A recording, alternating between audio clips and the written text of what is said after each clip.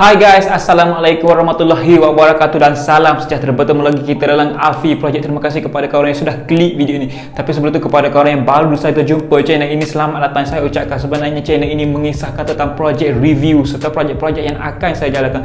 So guys, untuk video kali ini ataupun bual bicara kali ini, saya akan menerangkan kepada semua mengenai tentang sebuah Toyota Celica, yang mana jentera ini amat terkenal sekali pada masa dahulu. Okay guys, sebelum kita pergi lebih lanjut lagi untuk video kita untuk kali ini, saya hargai sangat jika anda bantu saya dengan dua klik, itu klik tombol subscribe dan klik button like. Ok guys, lanjut ke video kita untuk kali ini mengenai Toyota Celica.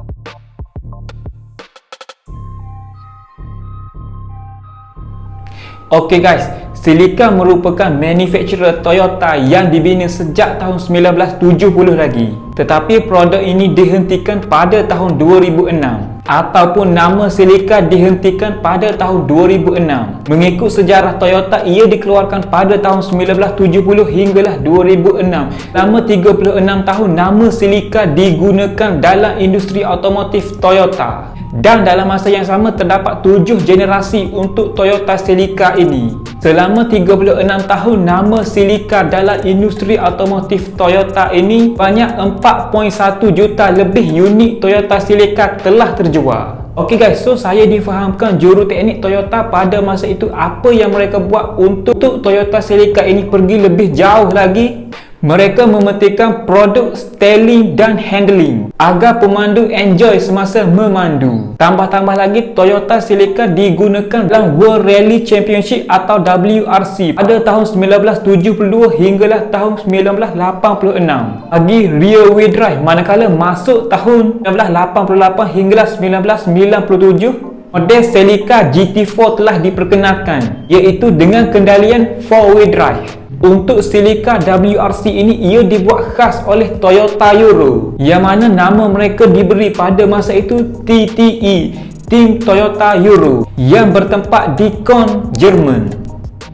So guys, itu adalah sebuah sedikit sejarah yang saya boleh rumuskan kepada kita semua mengenai sejarah Toyota Celica ini. Jadi guys, kali ini kita pergi pula bab pengeluaran mengenai Toyota Celica ini, yang bermula pada generasi pertama hinggalah generasi ke-7. Untuk generasi pertama, ia dikeluarkan pada Disember 1970 hinggalah Julai 1977. Dapat dua model ataupun dua varian yang diperkenalkan untuk Toyota generasi pertama ini. Antaranya 2 pintu left top coupe dan 3 pintu left back. Manakala untuk pilihan enjinnya terdapat 1.4, 1.6, 1.9, 2.0 dan 2.2 liter. Seterusnya, generasi kedua diperkenalkan pada tahun 1977 hinggalah 1981. Tetap sama dengan dua pilihan varian, iaitu left back dan two door coupe. Selepas itu, generasi ketiga, Ogos 1981 hingga 1985. Untuk generasi ketiga ini, ia terdapat 3 varian yang diperkenalkan oleh pihak Toyota pada masa itu. Antaranya left back, coupe dan comfortable. Di sini ada sedikit fakta tambahan sedikit mengenai Toyota Celica generasi ketiga ini. Ia merupakan platform utama untuk mewujudkan Toyota Supra. Sebab itulah pada tahun 1978 wujudnya Toyota Celica Supra MA47. Okay guys, nanti saya akan buat video mengenai Toyota Celica Supra ini. Dari mana asalnya Supra? Ok geng, beralih pula kepada cerita kita tadi mengenai Toyota Celica. Seterusnya, generasi keempat dikeluarkan pada tahun 1986 hinggalah tahun 1989. Macam tadi juga, 3 pilihan varian yang diperkenalkan, iaitu left back, coupe dan comfortable. Ok guys, lupa saya nak bagi tahu dekat sini mengenai kendalian yang digunakan kepada generasi pertama hinggalah generasi ketiga, yang mana generasi pertama dan generasi ketiga ini menggunakan kendalian rear wheel drive. Manakala masuk generasi keempat ini, terdapat 2 pilihan kendalian yang diperkenalkan, iaitu front wheel drive dan 4 wheel drive. Selepas itu generasi kelima diperkenalkan pada 1989 hingga 1993. Untuk Celica generasi kelima ini ada model yang saya cakap pada awal video tadi yang digunakan dalam WRC atau World Rally Championship. Celica yang saya maksudkan adalah GT4 yang pernah menaikkan industri automotif Toyota pada 1995 dalam World Rally Championship. Ok guys, seterusnya generasi ke-6 mengenai Toyota Celica ini dikeluarkan pada tahun 1993 hinggalah 1999. Ini adalah antara model Toyota yang mereka keluarkan dengan desain lampu bulat pada bahagian hadapan.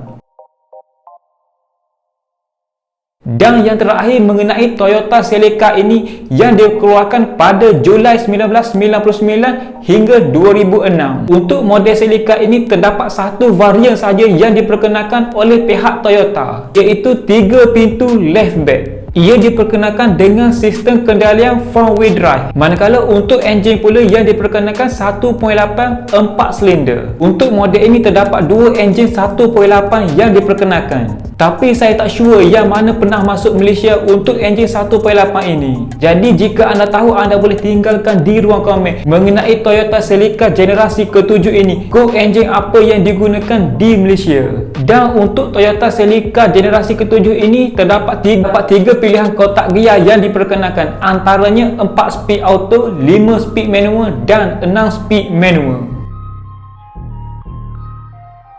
Ok guys, daripada apa yang saya tahu, Toyota Celica generasi ke-7 ini ia lebih kepada kosmetik dan tidak lagi menyertai mana-mana acara.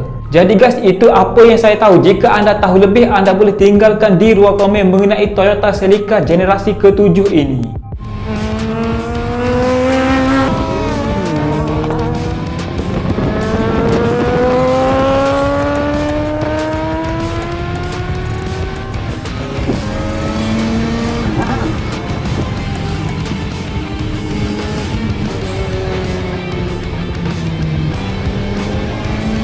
Okay guys, so itu adalah apa yang saya boleh rumuskan kepada kita semua mengenai 7 generasi Toyota Celica. Jadi kalau nak diceritakan banyak lagi mengenai Toyota Celica ini, yang mana daripada generasi pertama hinggalah generasi ke-7. So jika anda tahu sedikit sebanyak mengenai Toyota Celica ini, anda boleh tinggalkan di ruang komen di bawah. Okey, kesimpulannya dekat sini, daripada generasi pertama hinggalah generasi ke-7, apa yang saya boleh rumuskan kepada kita semua, generasi pertama lebih famous lagi pada masa kini. Sebab mana-mana event yang saya pergi mesti ada Toyota Celica generasi pertama ini.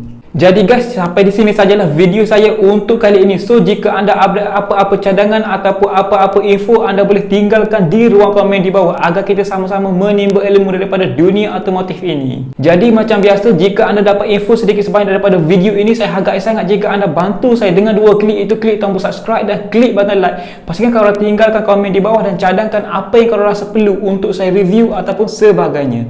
Terima kasih.